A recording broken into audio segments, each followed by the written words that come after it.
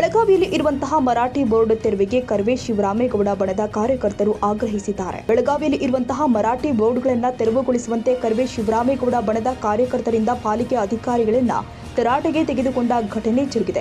ರಾಜ್ಯ ಸರ್ಕಾರ ಕರ್ನಾಟಕದಲ್ಲಿ ಕನ್ನಡ ಕಡ್ಡಾಯಗೊಳಿಸಲು ಪ್ರಯತ್ನ ಮಾಡ್ತಾ ಇದೆ. ಮಹಾನಗರ ಪಾಲಿಕೆ ಅಧಿಕಾರಿಗಳು ಸರ್ಕಾರದ ಆದೇಶ ಪಾಲನೆ ಮಾಡ್ತಾ ಇಲ್ಲ. ಸರ್ಕಾರದ ಆದೇಶ ಪಾಲಿಸ್ತಾ ಇಲ್ಲ ಅಂದ್ರೆ ಕೆಲಸ ಬಿಟ್ಟು ಮನೆಯಲ್ಲಿ ಕುಳಿತುಕೊಳ್ಳಿ. ಮರಾಠಿ ಭಾಷೆಯಲ್ಲಿ ಇರುವ ಬೋರ್ಡ್ಗಳನ್ನ ತೆರವುಗೊಳಿಸುವ ಕಾರ್ಯಕ್ಕೆ ಮುಂದಾಗಿ ಅಂತ ಕರ್ನಾಟಕ ರಕ್ಷಣಾ ವೇದಿಕೆ ಶಿವರಾಮೇಗೌಡ ಬಣದ ಕಾರ್ಯಕರ್ತರು ಬುಧವಾರ ಬೆಳಗಾವಿ ಮಹಾನಗರ ಪಾಲಿಕೆಗೆ ಮುತ್ತಿಗೆ ಹಾಕಿ ಅಧಿಕಾರಿಗಳನ್ನ ತರಾಟೆಗೆ ತೆಗೆದುಕೊಂಡಿದ್ದಾರೆ. ಕರ್ವೆ ಶಿವರಾಮೇಗೌಡ ಬಣದ ಜಿಲ್ಲಾಧ್ಯಕ್ಷ ಸಾಜಿದ್ ಹಿರೇಕುಡಿ ಸೇರಿ ಕಾರ್ಯಕರ್ತರು ಭಾಗಿಯಾಗಿದ್ದರು.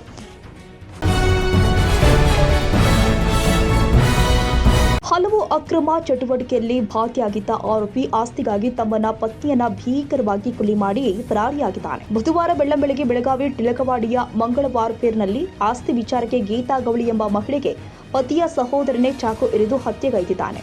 ಚಾಕು ಇರಿತಕ್ಕೆ ಒಳಗಾಗಿ ರಕ್ತದ ಮಡುವಿನಲ್ಲಿ ಒದ್ದಾಡ್ತಾ ಇದ್ದ ಮಹಿಳೆಯನ್ನ ಬಿಮ್ಸ್ ಆಸ್ಪತ್ರೆಗೆ ದಾಖಲಿಸಲಾಗಿತ್ತು. ಆದರೆ ಚಿಕಿತ್ಸೆ ಫಲಿಸದೆ ಬಿಮ್ಸ್ನಲ್ಲಿ ಗೀತಾ ಸಾವನ್ನಪ್ಪಿದ್ದಾಳೆ.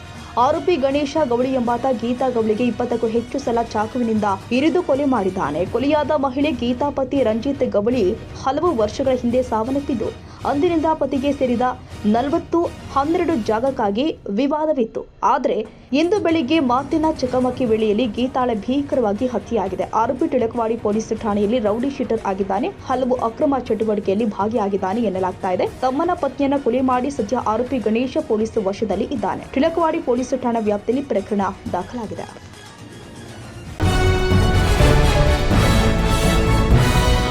ಬೆಳಗಾವಿ ನಗರದ ಈ ವರ್ಷದ ಗಣೇಶ ವಿಸರ್ಜನೆಯು ಒಂದು ದಿನದಲ್ಲಿ ಮುಗಿಯುವ ಗಣೇಶ ವಿಸರ್ಜನೆ ನಿರಂತರವಾಗಿ 3 ದಿನ ನಡೆದಿದ್ದು, ಇದರಿಂದ ಸಾರ್ವಜನಿಕರಿಗೆ, ಶಾಲಾ ಮಕ್ಕಳಿಗೆ, ವ್ಯಾಪಾರಸ್ಥರಿಗೆ ಸಮಸ್ಯೆ ಉಂಟಾಗಿದ್ದು, ಮುಖ್ಯವಾಗಿ ಶಹಾಪುರದಿಂದ ಕಪಿಲೇಶ್ವರ ದೇವಸ್ಥಾನದ ರಸ್ತೆಯ ತರಕಾರಿ, ಹಣ್ಣು ಮಾರಾಟ ಮಾಡುವ ಬೀದಿ ವ್ಯಾಪಾರಸ್ಥರಿಗೆ ತುಂಬಾ ಕಷ್ಟ, ಆರ್ಥಿಕ ಸಮಸ್ಯೆ ಉಂಟಾಗಿದ್ದು, ತಮ್ಮ ನೋವನ್ನ ಬೀದಿ ವ್ಯಾಪಾರಸ್ಥರು ಜಯ ಕರ್ನಾಟಕ ಸೇನೆಯ ಜಿಲ್ಲಾಧ್ಯಕ್ಷರು ಆಗಿರುವಂತಹ ಶ್ರೀ ಸಂಜಯ್ ರಜಪೂತ್ ಹಾಗೂ ಸಂಘದ ಸದಸ್ಯರ ಮುಂದೆ ತಮಗೆ ಆದ ಸಮಸ್ಯೆ ಬಗ್ಗೆ ತೋಡಿಕೊಂಡಿದ್ದಾರೆ.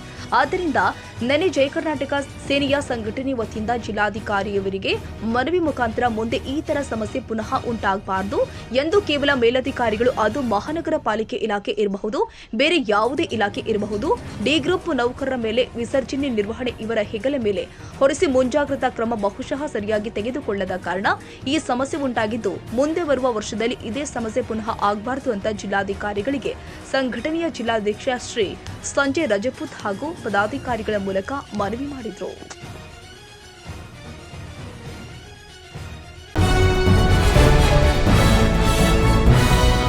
10/9/2025 ಹಮರ ದೇಶ ಸಂಘಟನೆಯು ಬೆಳಗಾವಿಯ ಉಪ ಆಯುಕ್ತರಿಗೆ ಮೈಸೂರು ದಸರಾ ಉದ್ಘಾಟನೆಯ ಕುರಿತು ಜ್ಞಾಪಕ ಪತ್ರವನ್ನು ಸಲ್ಲಿಸಿದೆ.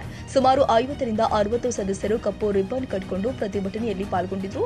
ಮೈಸೂರು ದಸರಾ ಹಿಂದೂ ಸಂಸ್ಕೃತಿ ಮತ್ತು ಸಂಪ್ರದಾಯಗಳಲ್ಲಿ ಆಳವಾಗಿ ಬೇರೂರಿದೆ ಎಂದು ಸ್ಮರಣಿಕೆಯಲ್ಲಿ ವ್ಯಕ್ತಪಡಿಸಿದ್ದೀವಿ. ಹಬ್ಬದ ಉದ್ಘಾಟನೆಯು ಈ ಸಂಪ್ರದಾಯಗಳನ್ನು ಗೌರವಿಸಬೇಕು ಮತ್ತು ಗೌರವಾನ್ವಿತ ಹಿಂದೂ ವ್ಯಕ್ತಿಗಳಿಂದ ಮಾಡಬೇಕು ಅಂತ ನಾವು ಬಲವಾಗಿ ಭಾವಿಸ್ತೀವಿ. ಸಾಂಸ್ಕೃತಿಕ ಮಹತ್ವವನ್ನು ಗುರುತಿಸಿ ಈ ಪರಂಪರೆಯನ್ನ ಸಂರಕ್ಷಿಸಬೇಕು ಅಂತ ನಾವು ಅಧಿಕಾರಿಗಳಿಗೆ ಒತ್ತಾಯಿಸಿದ್ದೇವೆ. ನಮ್ಮ ಜ್ಞಾಪಕ ಪತ್ರವನ್ನು ರಾಜ್ಯ ಸರ್ಕಾರಕ್ಕೆ ರವಾನಿಸುವುದಾಗಿ ಕೂಡ ಅಧಿಕಾರಿಗಳು ಖಚಿತಪಡಿಸಿದ್ದಾರೆ. ಈ ಸಮಯದಲ್ಲಿ 30ರಿಂದ 40 ಸಂಘಟನೆಯ ಕಾರ್ಯಕರ್ತರು ಉಪಸ್ಥಿತರಿದ್ದರು.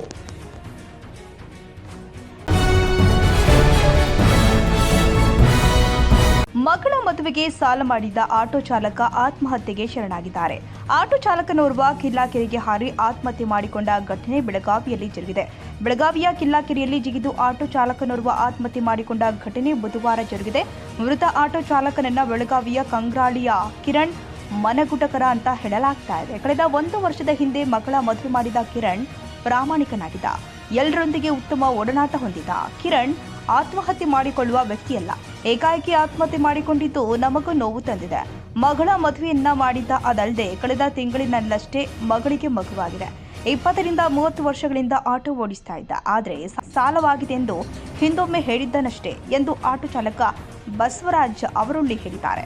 ಪ್ರಕರಣ ದಾಖಲಿಸಿಕೊಂಡ ಮಾರ್ಕೆಟ್ ಠಾಣೆ ಪೊಲೀಸರು ಈಜುಗಾರ ಸಹಾಯದಿಂದ ಶವವನ್ನು ಹೊರತೆಗೆದಿದ್ದಾರೆ. ಈ ವೇಳೆ ಕುಟುಂಬಸ್ಥರ ಆಕ್ರಂದನ ಮುಗಿಲು ಮುಟ್ಟಿದೆ. ಮೃತ ಕಿರಣ 2 ಸುಪುತ್ರಿಯರು ಮತ್ತು ಓರ್ವ ಪುತ್ರನನ್ನ ಅಗಲಿದ್ದಾರೆ.